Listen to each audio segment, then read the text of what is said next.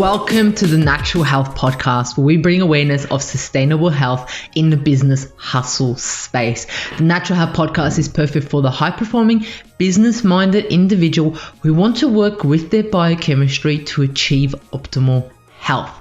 It is Wednesday, which means it's time for What Would I Do? In today's episode of the Natural Health Podcast, we discuss this week's question.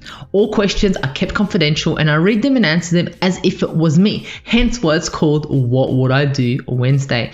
The information provided is not to be taken as advice and is solely for information purposes only. I am not here to cure, treat, or provide medical advice. I'm here to educate and inform you so you're able to take steps towards optimal health. Please discuss any medical issues or changes to your lifestyle or diet with your healthcare professional. Let's get into today's question. Today's question is an interesting one, and a lot of us women may be suffering from this. So the question is I'm in my early 20s and currently experiencing low libido. My mood and energy have also been low. I'm a female and this is an issue to a lot of my friends, not just myself, but no one really talks about it. I'm hoping you're able to help out. Is there anything I can do naturally to boost my libido as a female? Thank you so much for writing in. Like you said, a lot of us women may suffer or may have low libido at some stage of our life. And we may be thinking that it's normal, or maybe thinking it's not normal, we may be confused. So I'm glad that you put in this question, and that is what I want to be shedding some light on today. Before I get into what I would do, I thought I would read out this beautiful quote. Okay, so sexual relationships are some of the most important social and biological relationships in human life. Next to thirst, hunger, and sleep, the sexual urge is the most powerful biological drive. The psychological instinct, so essential to the survival of the species, is one of the mainsprings of human motivation, and its fulfillment or disappointment is closely related to happiness or misery. Normal sexual function involves the successful integration of biological, physiological, and interpersonal influences. And this was written by Binu Tarkana and Bala Mayam. So it's absolutely beautiful the way it's written there. So I thought I'll start off with that little quote. So understanding that it is normal and it is a need for us humans. But let's look into libido. What is libido in regards to females? And yeah, let's just look into it a little bit. What can cause it to go a little bit out of whack, or and things like that. So female sexual response is a complex, non-linear progression from desire to arousal to orgasm. Sexual response in women is highly variable and multifaceted, including a complex interplay of physiological, psychological, and interpersonal components. So there are so many things to take into consideration for female libido, okay? So many factors play a role in the female sexual desire, such as dopamine, estrogen, progesterone, testosterone. They all can play an excitatory role in promoting sexual desire, while serotonin, prolactin, and opioids have an inhibitory role. Numerous studies show that mood, energy, and well-being also play a crucial role in determining the libido in women. So what are common signs and symptoms of having a low libido? And this is something that you may be experiencing: the lack or loss of sexual desire, difficulty achieving an orgasm, anxiety or depression around it, okay? So there are so many things, and the connection is huge in regards to libido, and there's so many things to take into consideration for the female orgasm to be achieved and things like that, which you may be experiencing with, right? So the loss of libido can indicate the presence of underlying disorders, for example, diabetes, cardiovascular disease, pituitary tumors, depression, chronic pelvic pain, intestinal cytosis, and chronic renal disease. So there may actually be something functionally, an issue functionally that may be giving you this low libido. It may not just be I just have a low libido. There might be an underlying issue with it. And this is what we need to look into more detail. So it is not as simple as I just have a low libido and then just take something and I'll get it. It's so complex. And this is what I'm trying to explain. It's so complex. So let's look at why and how it's so complex. So the connection, right? Major risk factors that can contribute to the incidence of low libido include the following.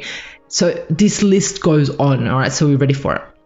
Psychological influences such as anger, fear, guilt, and so forth, interpersonal relationship issues, alcohol and drug use, certain medications, right? So many medications, including antihypertensives, antidepressants, especially SSRIs, and tranquilizers, can adversely affect libido. Antihistamines can reduce vaginal lubrication, thereby affecting sexual response and comfort. Crazy what medication can do to us. This is something that we need to look into. Neurological insults and or biological causes such as injury can be factors in the sexual dysfunction. Medical comorbidities such as diabetes, pelvic cancer, and such things that we spoke about, endocrine and hormonal disorders, depression, anxiety, or issues around self-esteem. The age, so if you're over 65, can contribute to that. Previous sexual trauma, cultural pressures and expectations, environmental stresses such as prolonged exposure to elevated sounds or even bright lights can affect it. Hormonal imbalances, estrogen, androgen, testosterone, and so forth levels, obesity. So this is just some of them. There could be even more list about things that can impact the libido, having a low libido, the connection with it, okay? So what would I do if I was experiencing low libido? The first thing that I would do is I would ask myself some questions. The questions that I would ask myself are, am I stressed?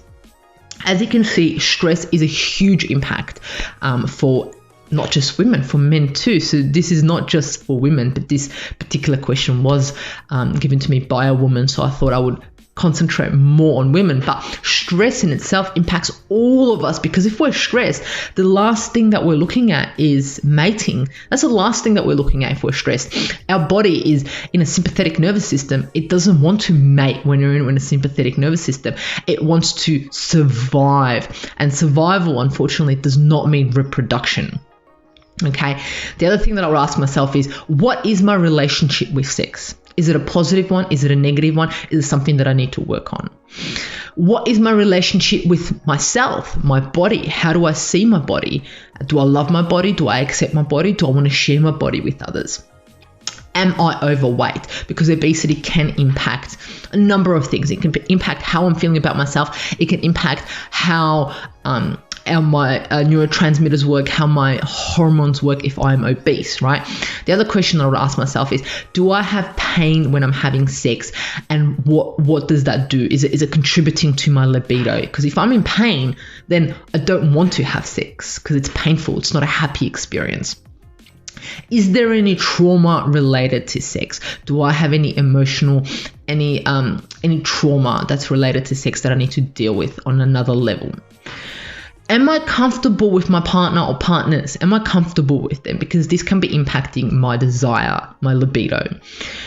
And I'll ask, when did I start losing my libido? What happened around this time? What was happening around this time? The other thing I would ask myself is, am I on any medication that may be impacting my libido? The other question I would ask is, am I suffering from vaginal dryness, which can impact my ability to have sex, the pain, and so forth? Do I have any history of STDs currently, or any history of it? So these are some of the questions that I would ask myself to get a better understanding of what is happening with my libido. When did it start? Is it going on? Is it sometimes that it's better? Is it interlinked with my menstrual cycle? Is it more at a certain time of my menstrual cycle? Is it less at certain times of my menstrual cycle? Is it better in summer? Is it better in winter? Is it better when I'm lost weight, when I've gained weight, when I'm happier with myself, when things are going well, when I'm stressed, and so forth? So these are the questions that are important to ask yourself. Well, I would ask myself. Sorry. I'm going to edit that. My nose was just so itchy.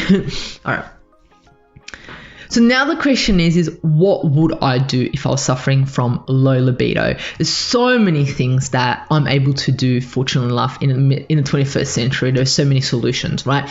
The number one thing is that I would look at relationship and personal counseling may help resolve issues around sexuality. So I would look at, is there any issues with my sex life, my thoughts about sex, my thoughts about libido? Do I need to have any personal counseling? And if I do, then I would attend these sessions and try and work with that, okay? I would incorporate meditation, progressive muscle relaxation, yoga, tai chi, stress management to help me relieve my anxiety around sexual performance, my anxiety around having a low libido. The other thing that I would do is also I would look at doing regular exercises, weight-bearing exercises, because that can increase my natural testosterone levels for women, which is key for sexual arousal. The other thing is if I was drinking, I would reduce my alcohol. If I was smoking, I would reduce my alcohol consumption also, because that can help manage my weight, mood, hormonal balance, and so forth. The other thing is also I would get a blood test done. I would get a blood test done to see my testosterone level, my thyroid, my blood glucose levels, my adrenal hormones, my estrogen, my progesterone, and so forth. Just check on what's going on in my body. Is there something happening in there that may be causing the low libido? Then what I would do is I would see a naturopath or a herbalist or anyone who deals with herbs, because there's some absolutely amazing herbs that can help with low libido, such as tribulus. So tribulus has become a popular herb for the treatment of female and male endocrine disorders. It is considered a general tonic, aphrodisiac, estrogen, androgen modulator, and is used to restore vitality and libido. Okay. The other one is Daimania. It's a herb with a long history of folk use of aphrodisiac. So that's another one. The other one is maca, and maca has been shown to show mental clarity, physical vitality, endurance, and stamina. It's also known as a aphrodisiac tonic that enhances sexual desires and performance. So there's so many things, and the other things that I would look at is also maybe some vitamins, minerals that can assist me, right? So if I'm stressed out and that is the reason why I'm having low libido, you can look at a B vitamin complex, we can look at magnesium, we can look at zinc, we can look at getting your stress levels down, calming your body, putting you in a parasympathetic nervous system, right? Going away from the sympathetic nervous system, going to parasympathetic nervous system, so we're able to reproduce, so our libido is on point. So these are some of the things that I would do. These are some of the questions that I would put out there and be like, what is happening? Why is that happening? And there's so many things that I'm able to do to ensure my libido comes back. Thank you so much for writing in. Thank you so much for putting this question across. I think it's going to help a lot of females. It's going to put a little bit of clarity in their mind and they have somewhere to start off. Well, I hope I shed some light to your questions. Anyone listening that may have a similar issue. If you have any questions, please feel free to contact me at mahela.rogoose on Instagram, and I'll be in touch with you and hopefully be able to answer your questions via this podcast, the Natural Health Podcast. Remember, you are not alone in a journey to optimal health. I'm here to assist and make your journey a pleasant one. Until next Wednesday, love you.